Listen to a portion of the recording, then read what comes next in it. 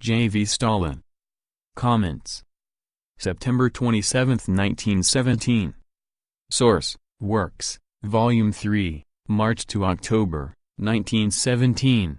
Publisher: Foreign Languages Publishing House, Moscow, 1954. The Railway Strike and the Democratic Bankrupts. The grandly conceived and magnificently organized railway strike, see footnote 1, is apparently coming to an end. The victory is with the railwaymen, because it is self-evident that the puny coalition of the Kornilov defensist camp is incapable of withstanding the mighty onslaught of the entire democracy of the country.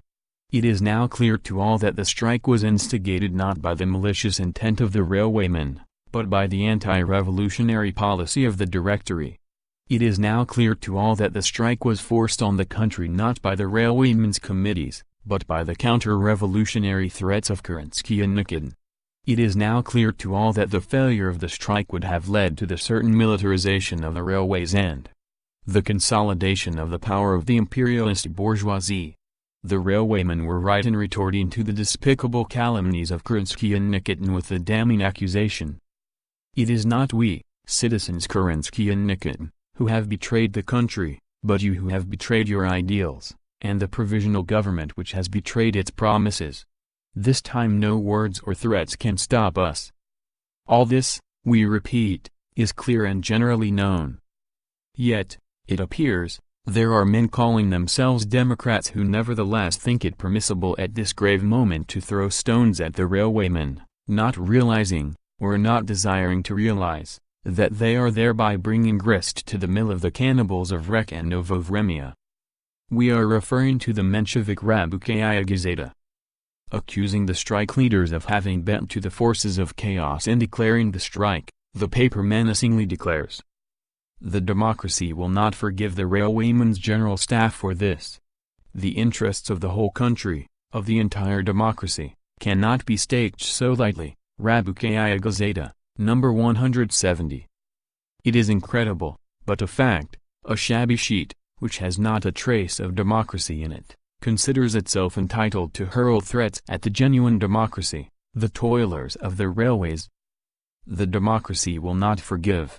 But in the name of which democracy are you speaking, gentlemen of Rabukaya Gazeta? Is it in the name of the democracy of the Soviets, which turned its back on you, and whose will you faked at the conference? But who gave you the right to speak in the name of that democracy? Or are you speaking in the name of Tseretelli, Dan, Lieber and the other counterfeiters who faked the will of the Soviets at the conference and betrayed the conference itself at the negotiations in the Winter Palace? But who gave you the right to identify these betrayers of democracy with the democracy of the entire country? Will you ever realize that the way of Rabukaya Gazeta and the way of the democracy of the entire country have irrevocably parted? Wretched democratic bankrupts. The Russian peasants and the party of numbskulls. Not so long ago we wrote that in the Socialist Revolutionary Party there was no consensus of opinion on the basic issue, the struggle between the government and the Soviets. Whereas the right-wing socialist revolutionaries urged the disbandment of the anarchistic Soviets, remember Tashkent, and organized punitive expeditions, and the left-wing supported the Soviets, the Chernov Center was afflicted with Hamlet-like doubts, had no opinion of its own, and preferred to observe neutrality. True, the Center subsequently recovered its wits, recalled the members of the Socialist Revolutionary Party from the Tashkent Soviet, and thereby supported the punitive expedition policy. But who does not know now that this recall only exposed the disgrace of the Socialist Revolutionary Party, because the Socialist Revolutionaries did not leave the Tashkent Soviet, and it was not the Soviet, but the Kerensky government and its underlings who proved to be guilty of counter-revolutionary actions. But hardly had the Socialist Revolutionaries extricated themselves from this business, when they found themselves involved in another and even viler business. We are referring to the way they voted on the land question in the so-called pre-parliament. In the course of the debate in the pre-parliament on the declaration of August 14, see footnote, the left-wing socialist revolutionaries moved that all the landed estates be placed under the management of the peasant committees. Need it be said that it is the duty of Democrats to support this proposal? Need it be said either that the question of the land is a fundamental issue of our revolution? And what do we find?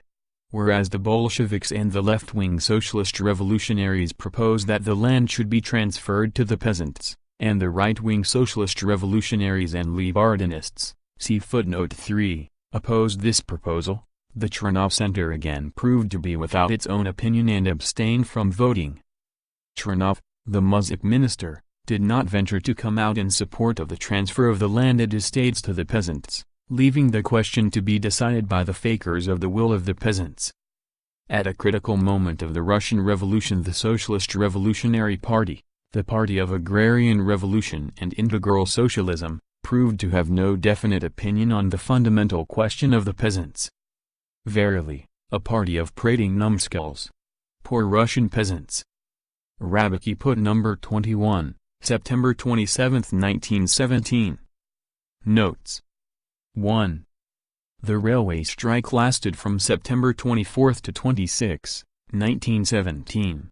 The railway employees demanded pay increases, an 8-hour day and better food supplies. The strike spread to all the railways in the country and had the sympathy and support of the industrial workers. 2.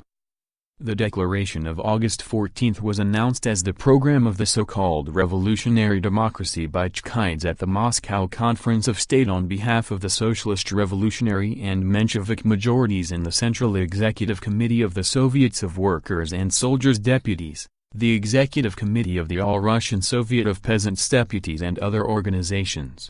It urged support of the provisional government. 3.